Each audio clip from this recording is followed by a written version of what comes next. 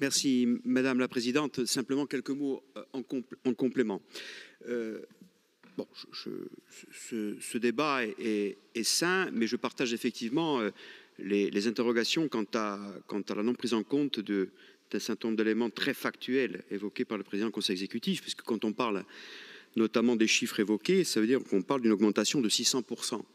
600% du montant de l'investissement entre une période de 13 ans d'un côté et une période de 4 ans de l'autre. Donc, que la Chambre régionale des comptes n'ait pas pris en compte cet élément-là de croissance d'investissement sur la plateforme répertoriée est pour le moins curieux. C'est comme quelquefois, à juste titre, quand on regarde les images vidéo d'une phase litigieuse au football, on remet en cause l'avis de l'arbitre quand il s'est trompé et que la caméra est intervenue ensuite. Hein. Bon, on est de cet ordre-là. C'est pas parce que la Chambre régionale des comptes parle qu'on doit se jeter de la falaise comme des brebis. Il faut qu'on a quand même un cerveau et des éléments factuels, et il est sain et normal qu'un pôle démocratique, on rappelle des chiffres qui ne sont pas évoqués et qui sont la réalité. Ils sont d'autant moins évoqués et qui sont la réalité que la Chambre régionale des comptes, et d'ailleurs, je constate aussi mes collègues, mais ce n'est pas un reproche, un constat, et on est dans le débat démocratique, n'évoque pas que cette Assemblée est ensemble, sous la mandature donc, de Gilles Simeoni, j'étais effectivement à ce moment-là président de l'Office des Transports, et la feuille de route a continué, parce que Vanina Borromée a continué cette feuille de route, évidemment, a voté un plan pluriannuel d'investissement en février 2017, dans un plan pluriannuel d'investissement qui intégrait pour la première fois le calendrier des investissements des ports et aéroports avec le calendrier des routes, et qui essayait d'intégrer en crédit de paiement prévisionnel crédible, puisque nous sortions du traumatisme de décalage entre les autorisations d'engagement et les crédits de paiement, cette marche à suivre dans un calendrier précis d'intégration. C'était la première fois d'ailleurs que les services travaillaient ensemble sur cette logique qu'on a voulu intégrer, qui a été adoptée à l'unanimité, je crois, de l'époque.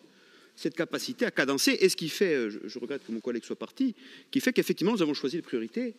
En termes d'aéroportuaire, nous avons choisi de dire qu'il fallait investir sur Calvi, sur Figaro, parce qu'il y avait un retard en la matière par rapport aux autres investissements de pistes de Bastia-Ajaccio, et nous avions choisi d'investir sur les routes ajaxiennes, avec le complément du PE8 de la dernière tranche, vous le rappelez à dessein souvent, Monsieur le Président, 80% de la quatrième tranche du PE8, dans le PPI, donc la priorité route ajaxienne, qui se déroule sous nos yeux, et la priorité aéroportuaire, notamment de Calvi et de Figaro. Et nous avons assumé ce choix politique de plan pluriel d'investissement voté.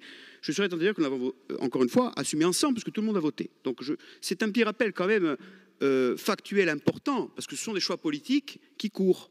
Aujourd'hui, l'ensemble des programmations d'aujourd'hui, même s'il y a des retards liés à des études environnementales, premièrement, ou des retards liés à l'intégration, ce à quoi nous étions exercés à l'époque, Monsieur le Président, d'intégrer par anticipation le réseau secondaire des routes, puisque nous étions même exercés dans ce PPI, alors que nous n'étions pas encore dépositaires de la compétence, mais que la loi avait été votée, d'essayer de flécher un certain nombre de volumes prévisionnels, avec notamment une politique routière entre un réseau secondaire et un réseau principal. Bien sûr, ça peut faire retarder un certain nombre d'investissements sur le terrain, mais globalement, la feuille de route de la programmation d'investissement de cette collectivité d'aujourd'hui suit cette PPI que nous avons assumée ensemble.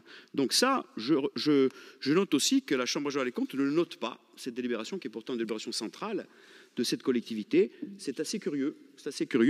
Et preuve en est que nous avons fait des choix, et des choix qui correspondaient effectivement à la montée en puissance du reliquat, qui sont liés à des actes volontaires politiques. Hein.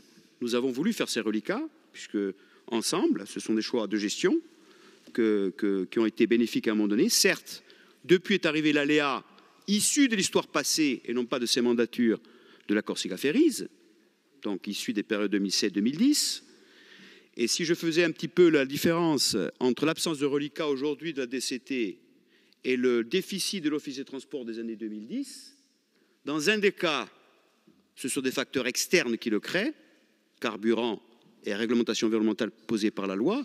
Dans l'autre des cas, c'est l'aide sociale aux compagnies dont toutes les compagnies ont bénéficié, même si une attaque a attaqué en justice, qui était une aide au tourisme déguisée. Donc ce sont des actes politiques de gestion. Donc on ne peut pas comparer ce qui n'est pas comparable. Ça, c'était quand même un point important, parce que c'est du factuel. Alors, ça ne veut pas dire qu'il n'y a pas des sujets devant nous. Moi, j'entends qu'il y a des sujets devant nous. Je ne compare pas le PPI de 2017 qui était fait en fonction des moyens existants, et non pas en fonction d'un PTIC à venir, avec le débat que nous ouvrons, que nous allons ouvrir sur le PTIC, où, à mon avis, il faudra changer de nom tellement, et Louis l'a rappelé, d'autres l'ont rappelé, tellement ce PTIC, au sens de sa genèse dans les discours d'Édouard Philippe jusqu'à aujourd'hui, est une imposture.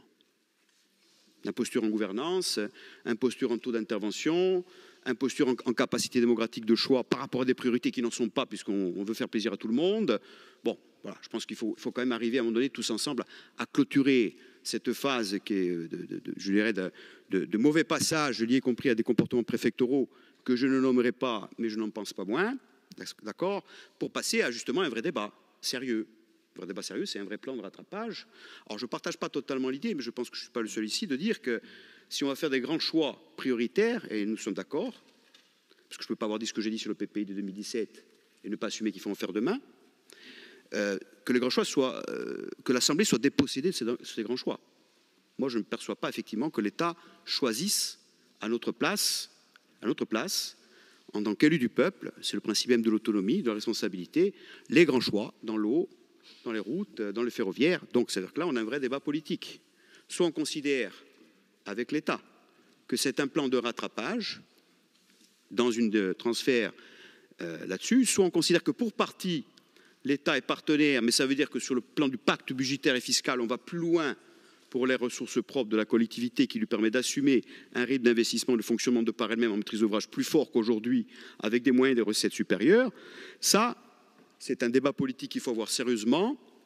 Ça va effectivement impacter la question de la négociation sur le taux d'intervention et notre capacité de maîtrise d'ouvrage. C'est là où nous sommes d'accord. Et effectivement, ça va nous permettre d'avoir une visibilité. Mais clôturons cette mauvaise parenthèse du PTIC. Moi, je suis même censé qu'il ne faudrait même plus en parler du PTIC. Il faut changer de nom. Psychologiquement, je pense qu'il faut tous la tourner, cette page.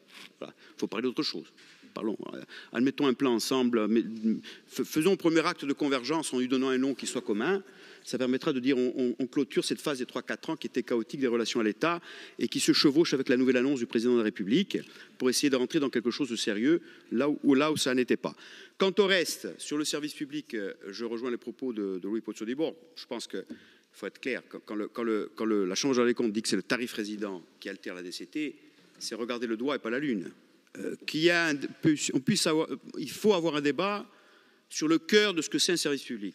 C'est-à-dire la gouvernance, la fréquence, les lignes, etc. Ça, j'entends.